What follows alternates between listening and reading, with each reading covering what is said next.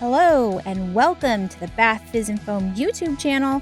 My name is Robyn Smith and today we're going to work with the Cada Skull Mold. The Cada Skull Mold was highly requested. Lots of people asked for this mold, and when I got it, usually when I get my molds, I just give them a test run right away just to see how they do. And if I have any problems with them, I will try them 2 or 3 more times before I pass like a final judgment on it. Sometimes a mold just needs to loosen up. Sometimes it's just not working for some reason the first time around. So, I never really just make a decision based off one session whether or not I think a mold is difficult to work with or anything like that. Sometimes it's just my mix or the day or whatever, But I did find that the Cada Skull Mold, I could understand why people were having issues with it, where the issues were coming in, and what was going on with it. So I felt like it was a really good candidate for a tutorial. Sometimes I do tutorials and I'm like, do they really need to know how to use this mold? But this one, yeah, for sure. I can see it's a really good candidate for having a tutorial. And part of the reason is that it's such a deep mold. It's a cool mold because it actually looks like a skull. I have some other skull molds that are, I think it's a Wilton pan. It might be a Nordic wear pan that's like a skull mold. And I think a lot of people have that mold, and it's really cool, but it's flat on the back. And this is neat because it's a 3D skull mold, and you're gonna have a bath bomb that looks just like an actual skull. It's very, very cool looking. So there you can see it right there. So I think it's worth the extra effort to get it out of the mold and work with it. And let me walk you through the tips and tricks, the things that I did that I found to be successful. Now I put the detailed mold piece in first. So the face, I put that into the shell first. I put just a little bit of mix, and I'd make one kind of poke where the jaw is. I'm not pressing in too hard where the jaw is. I'm just kind of poking one finger in that area just to lightly pack it. And then making sure that the back where the skull is rounded at the back of the head, making sure to mount it up right there. I also mark my molds. So you can see the back is marked with an X. I usually mark the backs of my bath bombs, or bath bomb molds, sorry. I usually mark the backs of my bath bomb molds just because it makes it easier when I'm unmolding to unmold this side first, or, unmold that side first.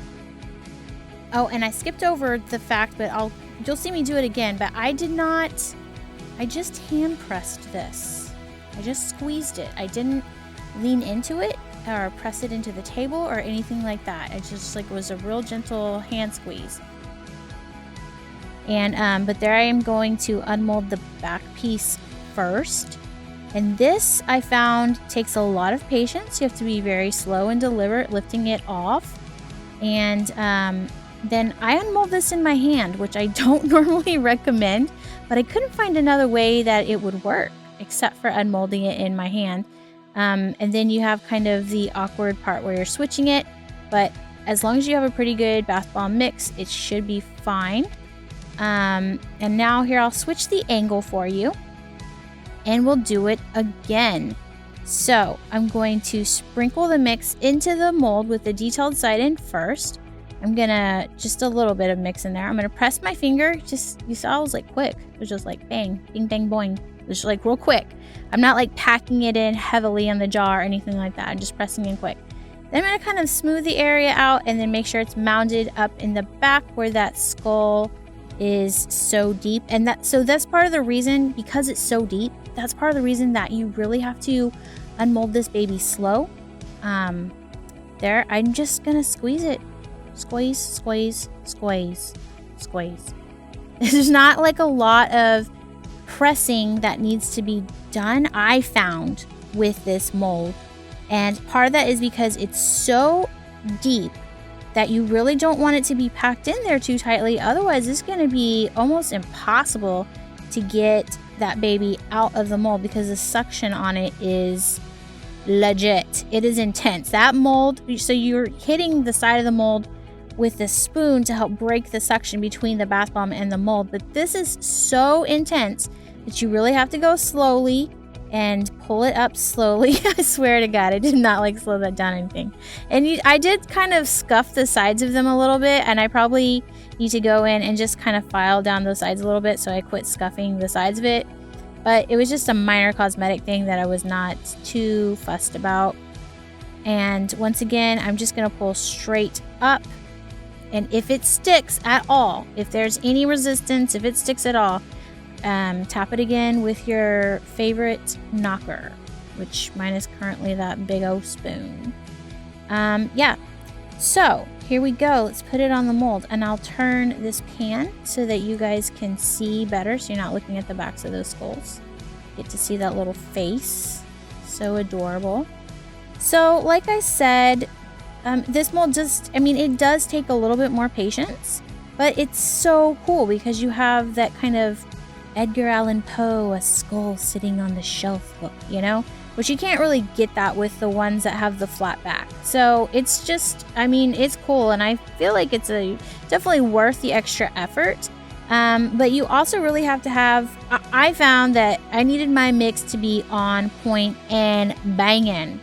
So, yeah, that was an important thing, which will come into play later in this video. I don't mean to spoil anything for you, but that will come into play later in this video. So here I am again pressing this back piece in, and I'm just hand pressing, just squeezing just a little bit to make sure it is packed. I'm not gonna not squeeze it. You do have to squeeze it. You are needing to pack it in there. But I'm not using, using all of my body strength or like standing on top of it to pack it in there. Like, nah. Slow down. You don't have to do that. Actually, I found that the biggest issue with this guy was overpacking, overpressing, and just kind of trying to rush through it. So this, I have the patience right there. I don't know how I had the patience to do that. If there's any flaws, you just kind of tap them down real gently. It's okay. All bath bombs have a few flaws, okay? Have you seen what they sell at Lush? Not to, say that or anything, but yeah. Anyway, let's make one more, and then I'll show you some other stuff that happened in this making session. Okay, so here we're gonna make one more, and I didn't find that I needed to brush the mold out. It didn't have any kind of sticky details for me with this mold, so just really, lightly put some in, poke in your little finger, not too hard, fill it up, make sure it's mounted on the back. These are my best tips I can give you because this is what I found that would work for me. And it didn't just work for me on this session. So, I was talking at the beginning like, oh, I don't just pass a judgment based off one session, but I also don't pass a judgment as to whether or not it will be successful based off one session. So just because a mold works for me one time, I'm not going to be like, oh yeah, this is the easiest mold in the world, because there are some molds where it worked for me great one time and then I went to use it another time and like that sucker would not work for some reason or another. So either, my mix was too dry, my mix was too wet, the bath bomb gods were angry at me, whatever the reason was. So yeah, this is about the 4th time that I've made bath bombs with this mold. So I'm pretty confident that this technique will definitely work for you. I think. I'm so confident it will definitely, probably, maybe, possibly work for you. Well, you know what? It definitely worked for me. I found that this definitely worked with me. It was pretty much fail-safe. If I deviated off of this routine, they would not work. They didn't work for me. If I pressed too, packed the jaw really, really hard, then they wouldn't work. If I tried to unmold with it on the table, that didn't work for me. If I packed it real hard where I was like leaning into it, that also didn't work for me. So That's just, I mean, this is my experience. Obviously, everybody's going to have their own way of making bath bombs, but this is what works for me with my recipe, which is the high humidity recipe, which we do sell on our website.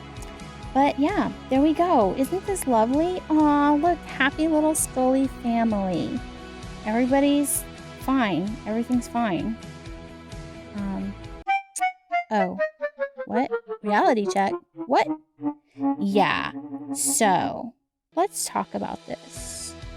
This is a sped up version of what happened between takes. So let's see some of the mistakes that I'm going to show you real quick, guys. Guys, I'm going to show you real quick how to not use this mold. I know, you're like, wait, we already know how to not use it. That's why we're asking you to show us how to use it. But I just wanted to make sure that you were not using it correctly the way I don't use it correctly. So can't do that. Nope. That does not work. Nope. Also, I don't know. I did like various things slightly wrong during this next little, I don't know, it's not even a montage, but during this next little episode of bath bomb foolery, I do several small things wrong. Like I overpress it at one point, I over squeeze it at one point, but really it shouldn't be that persnickety. That's a great word, right? It should not be that touchy where like, oh, I just barely pressed it too hard and now the whole thing's fallen apart and it's not working for me anymore. So that was an indication to me that there was definitely something going on with my mix. Although you can see I'm hard-headed and I try at least 3 times before I figure out that I need to switch some things up. So for me, my mix was too dry and I end up having to add some more oil to my mix, which is my go-to solution if my mix is acting up. Most people would add more binder, and I find that that tends to just send things totally, completely sideways for me. So I wanted to make sure that you guys know that I have plenty of problems with bath bombs too. Okay, so I have plenty of problems with bath bombs. I have plenty of times that things don't go my way. The molds don't work for me. The mix is not working for me. Whatever, the bath bomb gods hate me on that particular day. Whatever it is, I have plenty of times that happens. Here we go. And I just threw some oil in. I could have measured it, but I didn't. I just threw in some extra oil, made sure to mix it in really, really, really well. As you can see, this is a time lapse. I'm still taking a lot of time to mix it in there. And this will take us up to the point that you watched me make the other 3 molds or bath bombs for this successfully. So, you know, this takes you up to the point, and then the rest of it is uncut. So you can see that once I added that extra oil, that things righted themselves. I quit having issues with the bath bombs breaking. And so that's a great example of, you know, sometimes it's not the mold, it's just the mix, and you just have to be patient. There are the finished bath bombs. Aren't they fabulous? I mean, I know it's a lot of extra work, but look at those. They're amazing, right? Thank you guys so much for watching. Hey, why don't you take a second to like and subscribe to our YouTube channel so that you can get updated when I put some more videos up. And also, you should join our Facebook group, Bath Fizz and Foam, Bath Bomb and Bubble Bar Support Group, because we're like super friendly and we like people like you. We want you to come and be our friend, our bath friend forever, BFF, Bath Fizz and Foam. Okay, love you. Bye.